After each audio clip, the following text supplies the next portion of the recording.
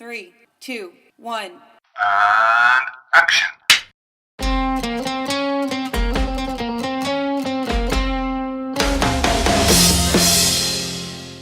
톡톡 영화만담. 톡톡 영화만담. 톡톡 영화만담. 네, 반갑습니다, 여러분. 안녕하세요. 예, 벌써 3회인가요? 예. 상당히 오랜만에 만나는 것 같네요. 예, 안녕하세요. 저는 영화계에 늙지 않은 아저씨가 되고 싶은 엉클 조입니다. 예, 저 18년차 김 기자입니다. 필요할 때 나타나는 유반장입니다.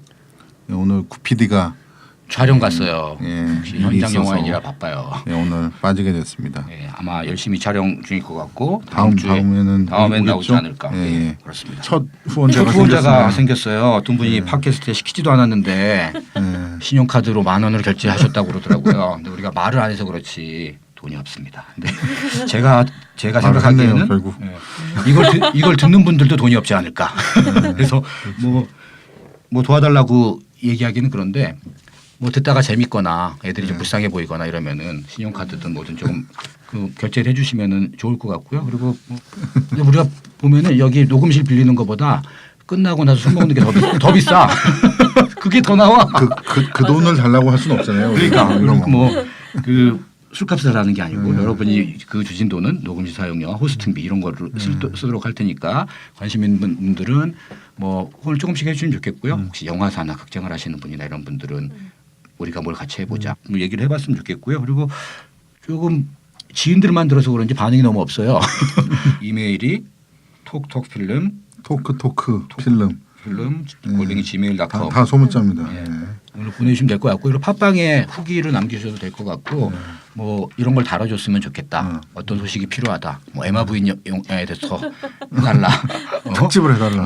1시간 내내. 독립 영화에 대해서 얘기해달라. 뭐 이런 부분들이 있으시면 그 저희가 반영해서 공부를 열심히 해서 그 전해드릴 수 있도록 하겠습니다. 예. 제보도 괜찮아요. 제보. 예. 제보. 어떤 우리가 폭로할 게 있다. 예. 폭로? 폭로 못해.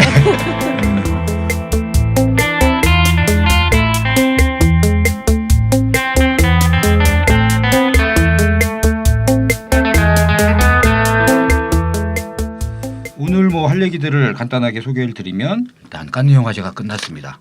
화제 속에 뭐 수상 결과도 나왔고 또 한국 영화들의 뭐 현지 반응이라든가 그리고 지금 뭐 개봉하는 영화도 있고 개봉을 앞둔 영화들도 있는데 그런 영화를 포함해서 간략하게나마 우리가 뭐 칸느를 못 갔기 때문에 여러 소식들을 그렇죠. 조합해서 전화로 주로 이제 전화로 취재했습니다. 깐을. 전 갔다 온 사람 만나기도 했는데요. 예. 네, 그 소식들을 잘하셨습니다. 그 소식들을 전해드리는 걸로 하고 그리고 언제나 있는 개봉작 속에 이주에 있는 어떤 개봉작들이 있는지 그 화제작들을 한번 그 해보도록 하고요. 저희 그 요즘에 영화인들이 만나면 뭐 깐느 얘기도 좀 하지만 그 기승전 곡성, 예. 곡성 얘기를 많이 해요. 그래서 우리는 곡성 탈출이라는 제목으로 예. 이번 회를 마지막으로 우리는 곡성에 대해서 언급하지 않겠다. 그래서 세 개의 꼭지로 진행. 왜 이렇게 곡성에 열광하는가? 네, 그 그 이유에 영화가 대해서. 어땠는지 이런 것들을 그 얘기해보고 싶고요. 저 만난 사람이 팟캐스트에서 곡성 얘기하는 줄 알았더니 얘기를 너무 짧게 했다고. 민원이 들어왔군요. 엉클 조가 하는 얘기 좀 듣고 싶다고 예, 예. 곡성 얘기 좀 해달라고 뭐 이런 반응까지 있었어요. 그러니까 참 그 영화를 많이 보기도 했고 뭐 그런데 특이하죠. 그렇죠. 이렇게 딴 사람이 어떻게 생각하는지를 듣고 싶어요. 사람들이. 맞아요. 예, 저도 기자회사에서 보고 그 다음에 이제 극장에 가서 한 번 더 봤어요. 관객들은 어떻게 느끼나. 근데 관객들은 다 웃더라고요. 굉장히 많이 웃어요. 영화로. 뒤에 다시 얘기해야 되니까 이 예. 순서대로 합시다. 순서대로. 근데 아무튼간에 그러면서 서로 이렇게 묻는 사람들이 많았어요. 이게 도대체 무슨 얘기인 거 같냐? 네 의견이 어떠냐? 근데 이제 그런 부분 좀 이따가 얘기하도록 하죠. 일단 곡성도 깐느에 그 갔잖아요. 그렇죠. 아웃 오브 컴페티션에 갔는데 깐 얘기부터 먼저 시작하는 거죠. 그러니까 예. 마지막에 상영이 돼서 아마 뭐 같이 다른 감독들 많이 못 만났을 것 같아요. 나훈이 감독인데 깐느 반응이 어땠는지도 궁금하고 또 그 올해 깐느 영화제 최대 이변은 자비의 논란이 상을 받았다는 거더군요. 뭐 이변이라기보다 왜 이렇게 좀 되게 거기에 대해서 이제 영화도 안 본 상태에서 이렇게 비난하는 사람들도 있고 예를 주냐? 아니 막 근데 그 이러면서. 전작들을 보면은 뭐 예. 전작들을 보면 그렇잖아요. 근데 이런 이변들은 사실 이제 많이 있었잖아요. 예전에 그렇죠. 스티븐 소더버그가 황금종려상을 받을 때라든가 네. 뭐 여러 경우들이 있었고, 근데 이제 그거를 당시의 평론가들은 막 뭐라 그래요? 어떻게 키에슬롭스키를 안 주고, 그렇죠. 소더버그 주냐. 이 파란 20대 이런 사람한테 주냐, 막 이런 이제 얘기들이 있었는데. 사실 시간이 지나고 한 10년, 20년 지나고 보면은 그 선택이 틀리지 않았다는 것들을 우리가 증명받을 때가 있잖아요. 그러니까 역시 깐느가 이제 대단하다. 뭐 이렇게 생각을 하는데 저도 이번 결과를 보면은 그닥 재미없는 저는 그 생각이 들었어요. 이번 깐느 수상 결과는 재미가 없는. 황금 종려상 이제 캔 로치잖아요. 나 네. 다니엘 블레이크. 그런데 이제 굉장히 그 노장을 이제 황금 종려상을 주고 아주 신예를 심사위원 대상으로 줘서 2등상이죠. 예, 심사위원 대상으로 해서 이렇게 그걸 좀 맞춘 게 아니냐. 그러니까 심사들을 하다 보면 그런 부분 되게 안배하게 고려하고, 되죠. 예, 네. 안배하게 되거든요. 그런데 이제 그런 면에서 좀 이 자비의 논란 단지 세상의 끝이라는 영화죠. 근데 뭐 그전에도 사실 깐이 굉장히 애호하고 키우고 있었던 근데 감독입니다. 뭐 평점이 네. 그 거의 2점대 초반, 1점대 후반이었기 때문에 그래서 논란이 더 많았던 것 같고, 그러니까 많은 비평가라든가 기자들 뭐 그 별점을 매기는 사람들한테는 별 평가를 못 받았다는 거고, 그리고 자비의 논란은 지금 29이 정도의 감독인데 만드는 영화마다 깐느에 초청이 됐어요. 2010년에 하트비트, 2012년에 로렌스 애니웨이, 이건 주목할 만한 시선이긴 한데 퀴어 영화상을 받았고, 뭐 2014년 불과 재작년에 경쟁 부분에 처음 초청이 됐거든요. 근데 이제 그 올해도 초청이 돼서 사람들이 주목은 하긴 했지. 근데 이제 평점이 너무 나빴기 때문에 아 이게 뭐 상을 받겠냐 했는데 역시나 이 자기 식구 챙기기다 이런 논란이 나올 정도로 그 상을 받았고, 전 몇 편을 봤는데 아 재능이 있구나. 재능이 있죠. 그리고 마미 같은 영화 참 좋았습니다. 이런 이제 젊은 감독이 어떤 패기라든가 뭐 여러 가지로 자기의 성 정체성이라든가 이런 걸 포함해서 영화가 새롭게 보이긴 하는데 그렇다고 좀 근데 이번에 이제 좀 과대평가 받은 것이 아닌가. 난 한국의 김경국 감독이 더 뛰어나다고 생각합니다. 그 평단의 어떤 그런 그러니까 조지 밀러가 이제 이번에 심사위원장이었는데 평론가들 이런 거 그냥 좀 무시하겠다. 별로 이제 귀담아지지 않겠다라고 이제 얘기를 했었고, 그래서 이제 평점이 낮은데 이제 뭐 상을 받았다 이런 부분에 대해서는 사실은 심사위원단의 어떤 그런 그 선택이었던 것 같아요. 근데 이제 그건 호사가들이 우리 같은 사람들이 네. 얘기하기 좋은 거고, 아니 평점이 나빴는데 그렇죠. 장을 받았다니 우리 영화를 못 봤으니까. 근데 우리는 지금 여기에 오른 영화를 한 편도 못 봤잖아요. 그래서 이제 사실은 결과만 갖고 얘기하는 건데 깐에 가지도 못했고, 근데 이제 우리 무슨 얘기를 하고 있는 거야? 근데 이변은 사실은 이 논란이 들어오기 전에 그 깐이 가장 사랑하는 감독 최근 감독이 다르덴 형제였죠. 그래서 뭐 영화를 만들면 무조건 깐에 나가면 무조건 상을 탔던 감독. 두 번이나 받았으니까. 두 번 뭐 자장까지 합치면 더 넘을 겁니다. 황금종려상이 네. 두 번이고 그렇죠. 켄로치 감독도 이번에 황금종려상이 두 네. 번째잖아요. 그렇죠. 뭐 근데 영화는 계속 갔고 깐이 존경을 표하는 감독이기도 하고, 네. 사실 이제 우리도 영화를 보게 되면 그 기본적으로 한 80점 이상은 만족을 하고 어떤 그의 그 사회적인 진실성이나 인간을 바라보는 시선이나 이런 것들에 대해서 존중을 표할 수밖에 없는. 근데 이제 그렇죠. 올해 전반적인 평은 영화적으로는 그냥 좀 평범한 편이었다. 뭐 이렇게 들었거든요.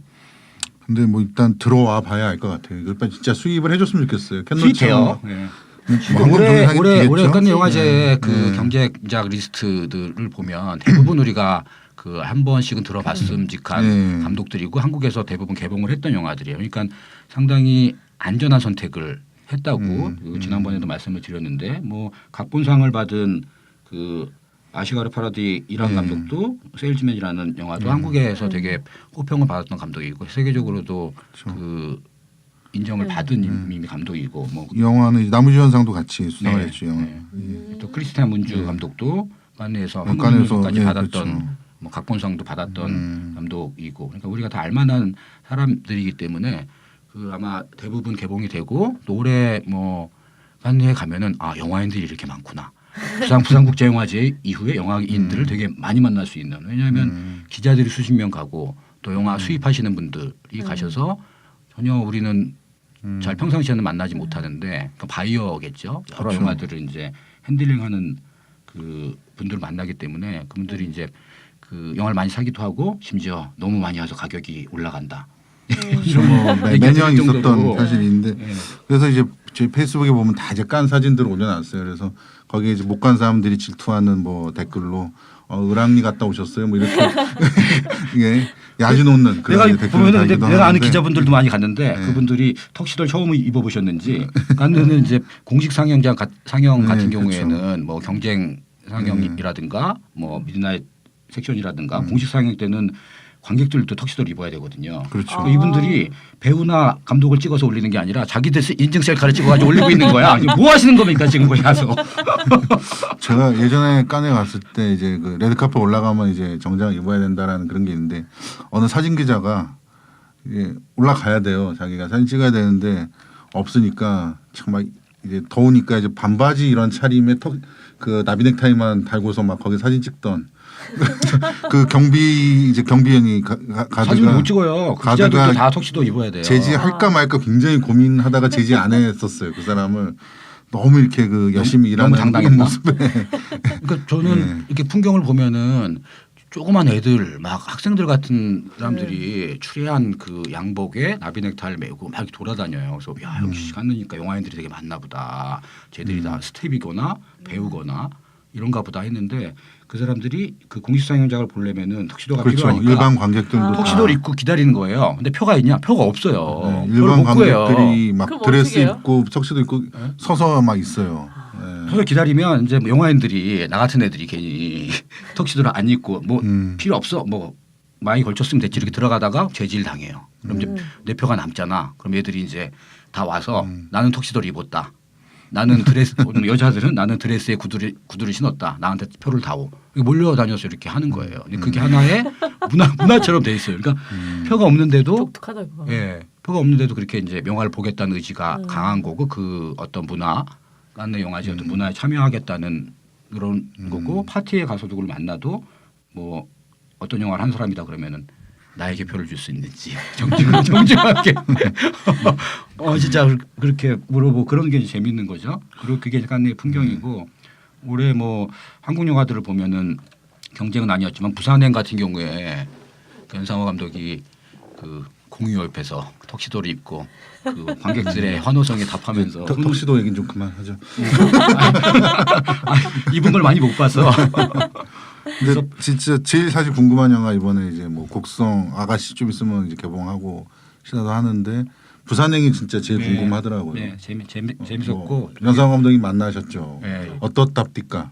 연상호 감독이 이제 깐에서 그 깐느 갔다 오자마자 작년 그 예전에 만들었던 돼지왕 사이비 단편들을 모아서 인디스페이스에 상영을 했어요. 그러니까 우리 깐느 덕진 보려고 연상호가 이제 깐느에 갔다 왔으니까 그 이전 영화들을 틀면은 좀 관객님들이 오지 않을까. 연상호 감독을 좀 팔아서 관객이 역시 뭐 그런 부산행은 안 찬스를 안 틀었기 때문에 넘어갔네. 전화 왔대요. 부산행 트냐고 인디스페이스에. 근데 어쨌든 지부를 하고 술을 한잔 했는데 그 어땠냐? 이제 돼지왕 때랑은 많이 달랐고 그 일정이 돼지왕 때는 우리가 뭣도 몰라가지고 처음부터 끝까지 있었거든요. 그러니까 할 일도 없고 심심하고 그리고 골방 같은 데 있었는데 이번에 좀 짧게 가기도 했고 그러니까 또 상업 영화고 규모가 있는 영화니까 뭐 언론이나 기자들한테 뭐 시달렸고 그 거의 멘붕 수준이었대요. 그 영화 끝나자마자 외국인들이 막 달겨들어서 영화가 좋다는 좀비처럼 막 또 좀비처럼 그럼 달려들어서 영화 좋다고.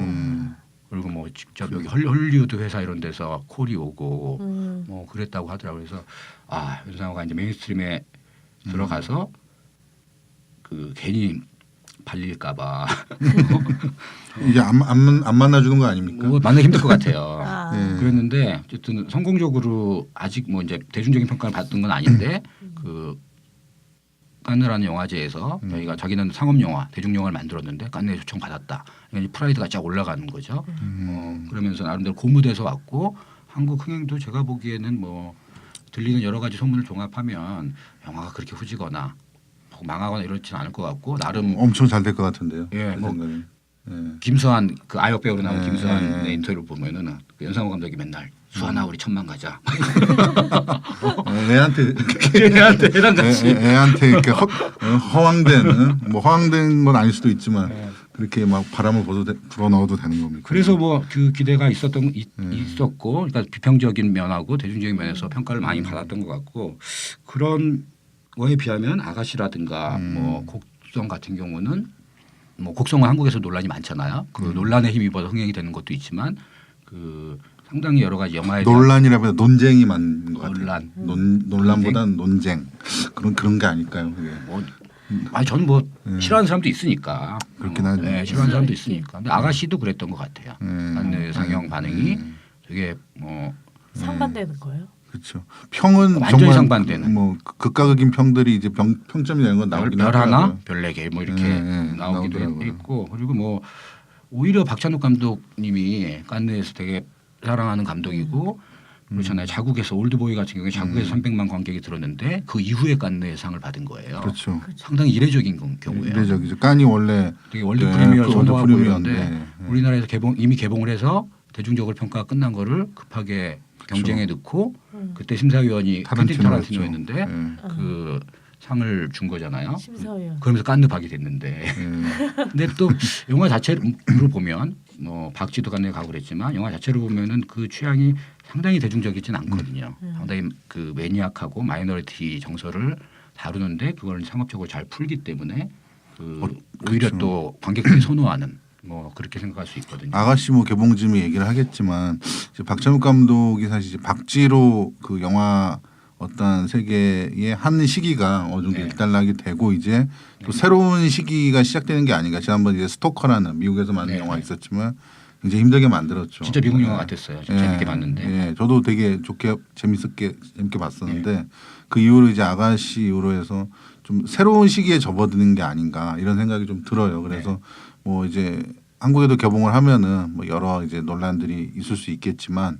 아무튼간에 굉장히 기대되는 영화이고 뭐 깐에서 상을 못한 게 아닙니다. 그 유성희 미술 감독이 네, 벌컨상이라는 훌륭하신 분이죠. 상을 탔었죠. 그래서 이런 부분 이 벌컨상이 사실 대단한 상인데 한국 이제 저널에서는 많이 안 알려졌죠. 예, 거의 그렇게 안 됐는데 알려진 것 뭐 간단히 설명을 제가 드릴게요. 일단 설명을 드리면은 예. 서울동명화제의 그 그렇죠. 열혈 스텝상 같은 모든 영화 중에서 가장 예. 기술적으로 뭐 이렇게 그렇죠. 촬영이 됐던 미술이 됐던 뭐 사운드가 됐던 기술적으로 주목할 만한 부분에 주는 상인데 그렇죠. 전체 영화 중에 깐에서는- 하나만 주는 거죠. 뭐 촬영 그렇죠. 따로 주고 예, 그런 거 미술 없습니다. 따로 주고 이게 아니고 스텝 한 명 혹은 이제 두 명에게 주는 해도 있긴 한데 이게 보면은 이게 1951년에 생겨난 거예요. 이제 기술 대상, 테크니컬 그랜드 프라이즈라는 그런 이제 명칭으로 해서 51년에 생겼으니까 굉장히 그 전통 있는 상입니다. 그래서 이게 이제 2001년까지 기술 대상이라는 이름으로 수여가 됐어요. 보면은 그러니까 전체적으로 봐서 뭐 협녀 같은 영화고 호금전의 협녀 같은 게 이제 기술 대상을 받았었거든요. 그러니까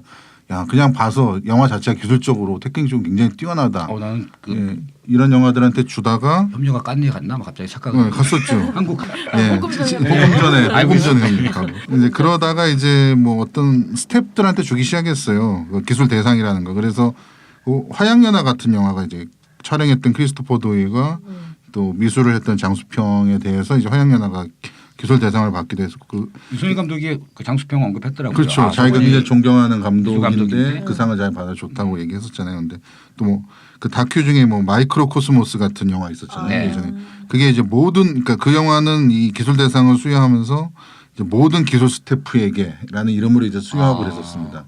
그러다가 이게 이 상이 명칭만 바뀐 거예요. 벌컨상으로 2003년부터 이 상 이름이 이제 벌컨상으로 기술 대상이 바뀌면서 이제 처음으로 첫 벌컨상 수상작이 그 미스틱 리버라는 영화 있었죠. 클린트 이스트우드 영화. 그 영화에 촬영을 했던 톰 스턴이라는 사람이 받고 그 다음에 이제 주로 촬영 감독이 많이 받았지만 뭐 신시티의 이제 시각 효과 스텝이 받기도 하고 그 바벨의 편집 한 사람이 받기도 하고 최근에 이제 작년 사울의 아들의 사운드 디자이너가 받았었죠. 그리고 그 전에 이제 더 헌트의 촬영 감독이 받기도 하고 이러다가 그 유성희 감독이 그 벌컨상을 미술 감독으로는 최초로 받은 겁니다. 그 전까지 단 한 명도 미술 감독이 받은 벌컨상을 받은 적은 없어요. 그런데 기술 대상에서는 있었죠. 하지만 이 벌컨상이라는 명칭으로 바뀐 이후에는 유성희 감독이 최초로 이제 미술 감독으로는 이제 수상을 한 거고 그런 면에서 굉장히 좀 이렇게 의의가 있다. 그리고 뭐 유성희 감독이 한국을 대표하는 미술 감독인 건 사실 뭐 다 아는 사실인데 언론의 국제적으로 인정을 받은 거죠. 예고편을 봐도 뭐 이 영화가 아 양식적으로 미술적인 면이라든가 뭐 촬영이라든가 이런 것들에서 뛰어날 것 같다 이런 거는 느낌이 쫙 오잖아요. 그리고 영화를 이제 칸느 현지에서 보고 이런 사람들도 이 결과가 이제 나왔을 때 아 무슨 상인지 몰랐어요. 그분들도 찾아봤겠지만 그 당연하다. 아 이거는 뭐 이론의 여지가 없다. 뭐 이런 이제 평들이 많은 것 같아요. 그렇죠. 영화가 자체가 논란이 됐던 것에 비해서 유성희 미술 감독이 그 미술로 이 벌컨상을 받은 것에 대해서는 그 이견이 없는 그래서 그렇죠. 정말 축하할 만한 일이고 그런 어떤 사실은 뭐 이런 기술 스텝들이 대종상처럼 촬영 따로 주고 조명 따로 주고 뭐 이런 것들은 있잖아요. 그건 이제 어워드고 이런 페스티벌에서 그 촬영이든지 조명이든지 뭐 사운드든지 이런 부분에 그 직접 호명을 해서 상을 주기가 쉽지가 않거든요. 그렇죠. 그리고 노고에 비해서 평가를 덜 받는 아무래도 이제 깐느 감독 중심인 그렇죠. 영화제다 보니까 영화제 자체가 그렇죠. 영화제가 네. 감독 배우 중심이지 모든 스태프들 다 챙길 수가 없으니까 그래서 받았을 때 이런 상이 있었구나라는 걸 다시 한번 깨닫게 되고 또 다른 이제 영화를 하는 여러 전 분야의 스태프들이 또 그 다시 한번 환기되는 그런 효과가 있는 게 아닌가. 그래서 아 재밌다. 그래서 막 어떤 기사에는 한국 영화 수상 실패 이랬는데 어디서는 상 받았다고 그러고 이게 뭐야?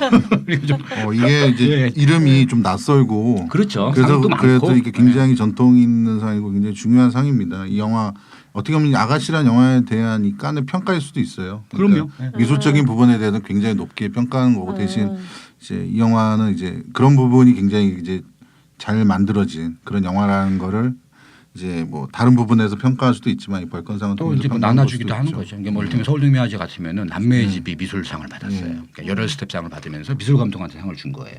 그렇죠. 호산나라는 단편도 네. 그 미술 감독에게 상을 줬어요. 뭐 이를테면 사돈의 벌전 감독이 촬영했는데 촬영상을 준다거나 이렇게 그렇죠. 예, 하면서 어떤 부분에 조금 다른 영화랑 비교되는 그런 부분을 했을 때 아 뭐 작품 자체 평을 주는 것도 좋지만 이 특정한 스텝에게 뭔가 의미부여를 해주는 것도 상당히 재밌다. 뭐 유성희 감독이 또 워낙 우리나라 영화판에서 해놓은 업적이 많잖아요.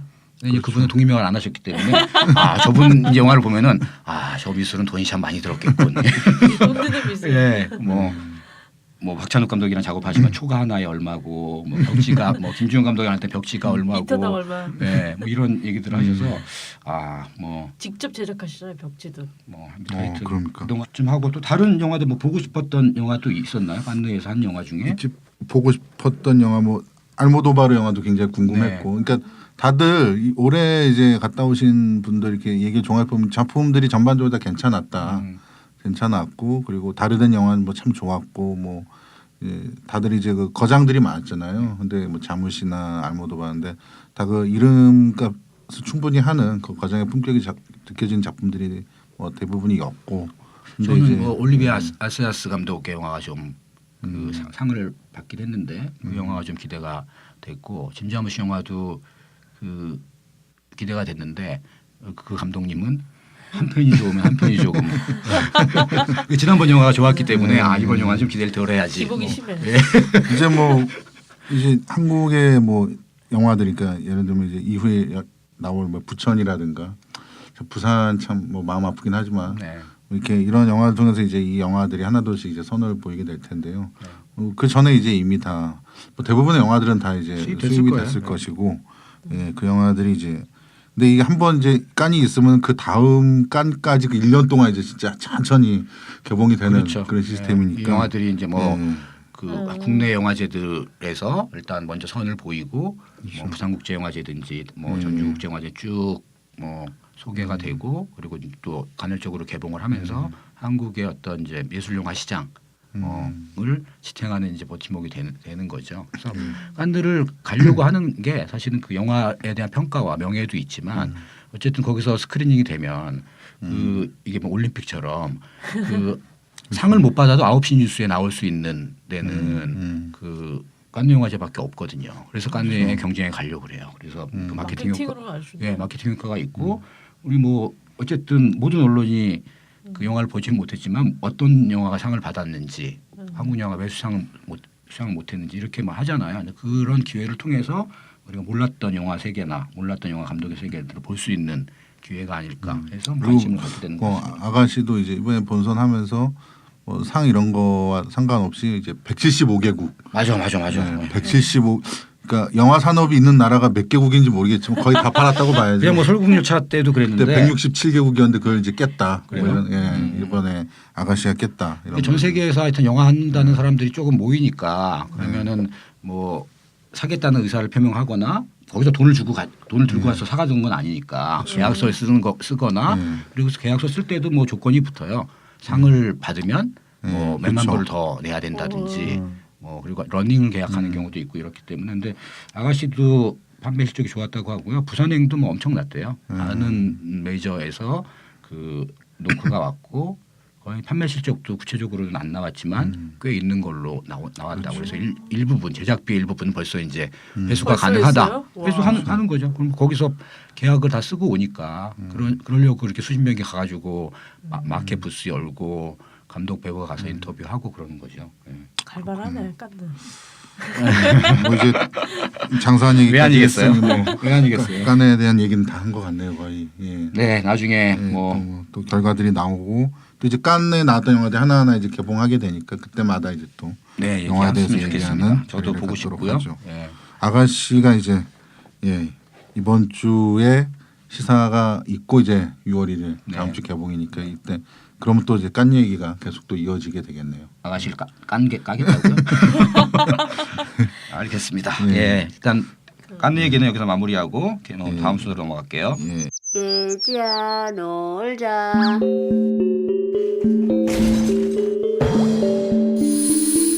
딸랑 뗐어.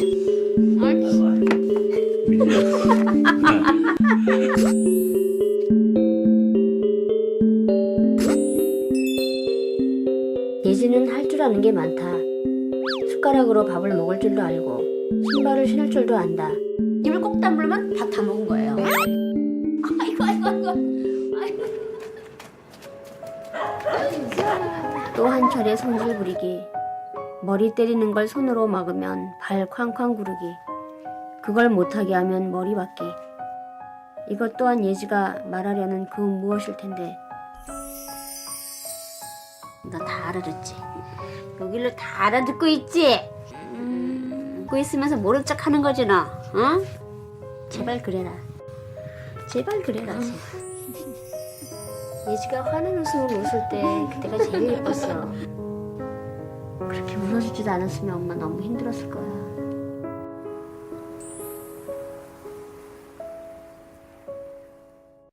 방금 들으신 것은 이번 주 개봉작 달에 부는 바람의 예고편이었습니다. 개봉작 얘기죠. 이번 주 개봉작도 10편이 넘습니다. 이게 매주 정말 이 영화들이 다 걸릴 때가 있습니까? 정말 정말 항상 이거 소개하면서 궁금합니다. 이게 진짜 걸릴 때가 그러니까 이 영화들이 뭐 계속 얘기하지만 뭐 예술 영화 같은 경우에 그런 독립 영화나 예술 영화 같은 경우에는 극장 30개에서 상영하면 35번 틀어요. 그렇죠. 상영 횟수가. 그러니까 한 극장에서 한 번에서 두 번 정도 상영을 하는 거예요. 웬만큼 사이즈가 영화가 아니면. 근데 어쨌든 뭐 관객에게는 뭐 선택의 폭이 넓어지는 거긴 한데 뭐 우리가 지난번에 독과점 얘기를 했지만 이렇게 영화가 많아도 볼 수 있는 영화는 한정적이라는 거. 그렇죠. 뭐 시간을 맞춰도 볼 수가 없어요. 시간과 공간이 제한이. 배우가 자기 영화 자기가 출연하는 거를 누구 보여주고 싶어서 예매를 하려고 해도 예매를 못 해요.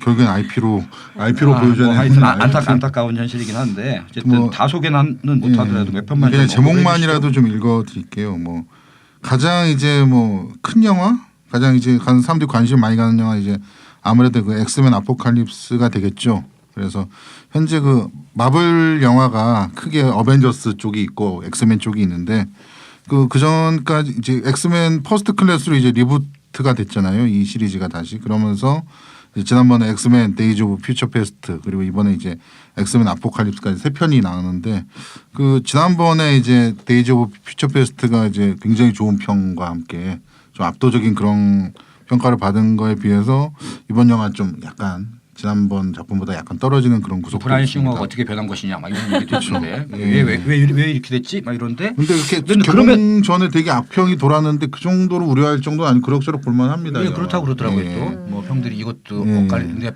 그거는 완전히 취향 문제죠. 특히나 블록버스터 같은 경우도 근데 또 막 욕하면서도 보잖아요. 그렇죠. 그리고 아니 이 영화의 그 그냥 단지 스케일이 큰 스펙터클이 아니고 비주얼이 디테일이 정말 대단해요. 그것만큼은 되게 높게 사줘야 되는데 이제 이야기가 뭐 이렇게 아주 뭐 대단히 새롭거나 기발하거나 지난번에 이제 그 데이즈 오브 퓨처 페스트는 시간 여행을 통해서 역대 그 모든 캐릭터들이 다 총출동하는 그런 구조를 만들어냈잖아요. 이건 굉장히 기발한 거거든요, 나름. 그런데 이번에 이제 이야기나 뭐 이런 발상 컨셉 자체에서는 기발한 거는 전작에 대해서 떨어지지만 그 비주얼의 어떤 디테일 이런 건 대단합니다. 그리고 굉장히 흥미로운 게 그 엑스맨 퍼스트 클래스가 이제 냉전 시대였잖아요, 배경이. 그리고 지난번에 데이즈 오브 퓨처 페스트가 70년대 얘기입니다. 그리고 이번이 엑스맨 아포칼립스가 이제 80년대 얘기예요. 그러니까 어떻게 보면 이 엑스맨 시리즈는 그 2차 대전 이후 미국 현대사를 돌연변이의 관점에서 재구성하고 있는 거예요, 계속. 그러니까 이 블록버스터가 그냥 이제 상업 중에 이렇게 뭐 때려부시고 스펙타클 이런 거가 아니고 이런 식의 역사적 함의를 지니고서 계속 시도한다는 건 사실은 그것이 뭐 성공이냐 실패냐 이런 걸 따지기 전에 굉장히 저는 되게 대단하다고 봐요. 아니 이런 식의 뭐 영화를 프로젝트는. 만들면서 그 오락적인 요소만 강조해서는 성공할 수 없는 건 그렇죠. 당연한 거고 그건 뭐 캡틴 아메리카 시빌워 같은 경우도 자기네 어떤 테러에 대한 그 두려움과 공포와 그리고 자기가 행한 만행에 대한 반성과 이런 것들이 들어가 있는 거잖아요. 그렇죠. 그런 걸 넣어야지 영화가 되는 거지. 그런 것도 없이 어떻게 영화를 만들겠어요. 근데 그런 다 부분들- 있는데 이거는 맞아요. 되게 야심차요. 훨씬 더 예, 그냥 양념을 넣는 게 그래서 재미가 없나 보다. 딱 시대를 이렇게 밟아가니까 아, 이 역사를 이렇게 이런 식으로 재구성하고 재해석해보겠다. 돌연변이 관점으로. 블록버스터로서 너무 큰 꿈을 꾼 것이 아닌가 막 이런 생각이 드는데. 근데 조금 길긴 하고 그런 건 있는데 그리고 이제 근데 제가 이번 주 개봉작 중에 좀 진짜 추천하고 싶은 작품은 이제 그 스웨덴 영화입니다. 오베라는 남자라는 영화인데 그냥 아내 잃고 살아가는 한 남자 얘기입니다. 근데 그냥 삶과 죽음 사이에서 인생을 발견한다. 근데 이제 이게 조금 뭐 초반엔 좀 지루하고 이렇게 뭐 이렇게 느릿느릿 전개돼 근데 이제 후반에 갈수록 캐릭터가 참 재밌고 요즘 그 친데레라고 그러죠. 이렇게 네. 무뚝뚝하면서도 속 깊은 뭐 이런 딱 전형적인 친데레 아저씨가 점점 이제 삶의 의미나 이런 것들이 이제 발견해가는 그런 신데레는 이제 자꾸 까먹어 무슨 얘기인지. 친데레가 이제 뭐 일본 뭐 어디 뭐에서 나 저도 잘 모르겠어요. 근데 캐릭터가 그런 거예요. 겉으로는 되게 무뚝뚝한데 이제 어떻게 그 친데레 모르면 어떻게? 마음은 따뜻한. 아니 나 많이 들었는데 계속 까먹어.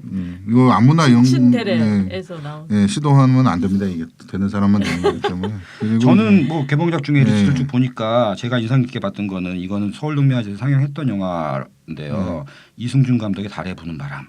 이분은 이제 이 저 못 봤습니다 이 영화. 장애인 다큐멘터리고 예. 달팽이의 별도 장애인들을 예. 이제 촬영한 이제 다큐멘터리인데 이승준 감독은 뭐 오래됐어요. 다큐멘터리 한지 거의 20년 가까이 되신 분이고 지금은 예전에는 방송 쪽을 하다가 이제 한 10몇 년 전부터는 극장용 다큐멘터리 방송 쪽 출신인데 극장용 다큐멘터리를 하시는 이제 분이에요. 근데 달에 부는 바람을 딱 보는 순간 저는 마음이 얼어붙는 줄 알았어요.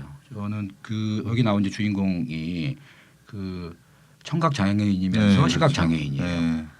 그러니까 아이 조그만 아이.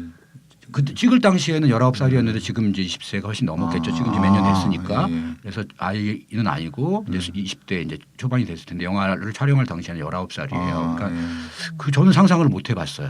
그러니까 보이지도 저는 청각 장애인이나 시각 장애인 우리가 뭐 그 직접 뵙기도 하고 뭐 다큐멘터리에서 많이 뵀는데 그 듣지도 못하고 그 말하지도 못하고 볼 수도 없어요. 그러니까 오직 촉각만 있는 거예요. 그 촉각으로 그 어머니하고 이제 생활을 하면서 그리고 세상과 이제 어떻게 소통하려고 하는 그런 노력의 과정을 보여주는데 영화를 딱 틀고 그 분의 이제 얼굴과 이분의 스토리를 접한 순간 몸이 얼어붙는 느낌이 들더라고요. 저렇게 사시는 분이 있구나.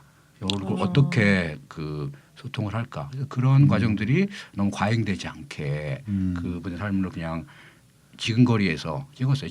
집안에서 그냥 생활하는 거 뭐 그 어디 그러니까 보이지도 않고 들리지도 않으니까 막 부딪히고 엄마랑 끌어안고 춤추고 뭐 이런 장면들이 있는데 참 슬프면서도 아름답고 그리고 어떻게 우리가 그 이분들의 삶을 이해할 수 있을까? 영화로나마 그 조금이나마 이제 조금 그걸 볼 수 있는 그 영화가 생각이 강력한 나네요. 그 영화고요. 지난주에 개봉한 드롭박스라는 영화 있거든요. 네네. 그 영화는 이제 그 뭐 사정이 있어서 부모 이 길을 포기하고 그냥 아이를 버릴 수밖에 없는 그런 그래서 이제 그 어느 목사가 그러면 여기다 아이를 놓으라고. 그래서 그 사람은 새벽이고 어디고 그 문을 드롭박스라는 거를 문을 열면은 문이 열리면 이제 거기에 누가 아이를 놓고 가면은 막 가서 그 아이를 키우는 거예요. 근데 대부분이 장애가 있거나 이런 아이들을 그냥 버립니다. 아니면 이제 그 뭐 미혼모라든가 뭐 이런 경우에들이 버리는데 그 아이들을 이제 입양을 보내기도 하지만 입양을 보내지 못하는 아이들도 있고 그래서 그 아이들과 계속 키우면서 사는 이제 어느 목사의 이야기예요. 근데 그 영화도 딱 보면서 아, 참 저런 그리고 이제 거기에 그런 걸 뭐 처음에 뭐 목사가 나오니까 종교 영화인가 이렇게 해도 봤다가 나중에 보면은 아, 이런 모든 제도들을 둘러싼 어떤 불합리한 한국의 뭐 사회 구조라든가 그리고 뭐 이런 부분들이 이제 굉장히 한국 사회 그냥 그런 좀 복잡하고 힘든 그런 부분들이 드러나요. 근데 이제 예수의 가르침을 뭐 이제 실천한다고 그래요. 그러니까 한 명의 생명이 천하보다 귀하다라는 걸 이제 실천하면서 하는 목사의 이야기인데. 이 영화를 뭐 조금 이어서 하면은 달에 부는 바람 그런 이제 그 소녀 다룬 작품이고 그 소녀를 이제 보듬고 같이 살아가는 어머니의 얘기인데요. 아무튼 그 뭐 다른 영화보다 일단 1순위로 추천을 드리고 크게 개봉은 하진 않겠지만 아마 관심 갖고 좀 찾아보시면 그 우리가 몰랐던 세상에 대해서 그리고 새로운 어떤 그 영화가 하는 어떤 사회적 역할이라든가 그리고 감독이 가진 어떤 카메라를 들고 그들을 찍는 시선 이런 것들을 잘 느낄 수 있는 작품이 아닐까. 사람들이 이제 그런 다큐라고 그러면 뻔할 것이다 혹은 차마 못 보겠다 이래서 못 그러는데 보겠다가 있죠. 그냥 보시면은 됩니다. 그렇게 힘들지 않아요. 그리고 그 얼어붙은 마음으로 보게 돼요. 그러면서 뭔가 마음이 풀리고 이런 이제 느낌인데 이 독립영화나 이런 어떤 그 좀 사회적 약자를 다루거나 이런 되게 이걸 사회 문제라고 생각하고 나는 그 문제에 대해서 뭐 알고 있다고 생각하고 그리고 아니면 또 너무 영화는 즐기는 건데 너무 내 돈 내고 가서 힘들기 싫어 뭐 이렇게 생각하시는 분들이 종종 있는데 뭐 가서 보시면은 후회하지 않으실 것 같은 느낌이 듭니다. 예. 그리고 나머지 개봉자들 간단히 말씀을 드리겠습니다. 산이 울다 작년 부산국제영화제 폐막작이었고 80년대 중국의 한 마을. 이게 감독이 82년생인데 이제 84년 중국의 이제 한 마을 얘기예요. 그래서 뭐 보시면은 뭐 옛날 붉은 수박 뭐 이런 얘기도 그런 영화들도 연상이 되고 그러는데 이제 이용관 이제 비관장이 이제 5세대도 6세대도 아닌 새로운 영화다라고 이제 평가를 했었다. 나올 때가 됐죠. 예. 그래서 작년 폐막작에 세대가 나온 지 지금 뭐 20년이 가까이 그렇죠. 됐으니까 새로운 영화다라고 평가했던 그런 작품입니다. 그리고 그 레이스라는 영화가 있습니다. 이게 제시 오원스라는 그 흑인 이제 육상 선수 얘기죠. 그래서 그 36년 베를린 올림픽, 그러니까 히틀러가 아리안족의 우수성 뭐 이런 것들을 막 증명하고 이렇게 프로파간다처럼 선전하려고 했던 올림픽에서 그때 이제 육상 금메달을 땄던 흑인 이제 육상 선수 얘기 실화를 담은 영화입니다. 그리고 그 썸니아라는 호러가 있는데요. 지금 호러가 계속 나오거든요. 오만과 편견 그리고 좀비 그것도 이제 이번 주에 개봉하는데. 진짜 웃기다. 오만과 편견 그리고 좀비. 이게 이제 원작이 있어요. 원작 소설은 원작 소설 되게 유명합니다. 이거. 그래서 이제 저도 그냥 심심풀이로 읽었던 기억이 나는데 호러는 아무래도 지금 올해는 컨저링 2 나오길 때까지는 좀 고전하지 않을까 이렇게 싶고 이 오만과 편견과 좀비가 이제 그 원작이 세스 그레이엄 스미스인데 이 사람이 누구냐 하면 그 팀 버튼의 다크 섀도우 각본을 썼던 사람이에요. 그리고 그 링컨 뱀파이어 헌터라고 있었죠. 링컨이 사실은 이제 그 뱀파이어 잡으러 다니는 사람이에요. 이번에는 이제 오만과 편견과 좀비는 뭐냐 하면 그 오만과 편견에 나오는 그 5딸들이 다 그 좀비 헌터들이에요. 뭐 이런 식의 이제 장난하는 거죠. 장난인데 뭔가 좀 부족해요. 이게 보면 영화 보면 액션인가 그러면 또 액션이 좀 부족하고 그럼 로맨스인가 그 다시라는 그 캐릭터 그 나오는데 좀 부족하고 뭐 호러 같기도 하고 뭐 호러도 좀 부족하고 좀 여러모로 좀 아쉬운 그런 영화입니다. 그리고 몽누아라는 영화 있어요. 몽누아 이게 그 엠마누엘 베르코라는 감독 겸 배우가 여우주연상 칸에서 여우주연상을 탔던 영화인데 이제 뭐 사고를 겪어서 몸이 불편한 여성이 재활센터에서 지내면서 그럴수록 더 떠오르는 사랑의 기억. 그러면서 그 남자가 뱅상카세. 카피를 읽어주시는 건가요 지금? 아니요 이제 이게 내용인데 이 영화 감독이 마유 앤이라는 사람입니다. 이 사람이 여성 감독인데 누구냐면 제오원소 보셨죠?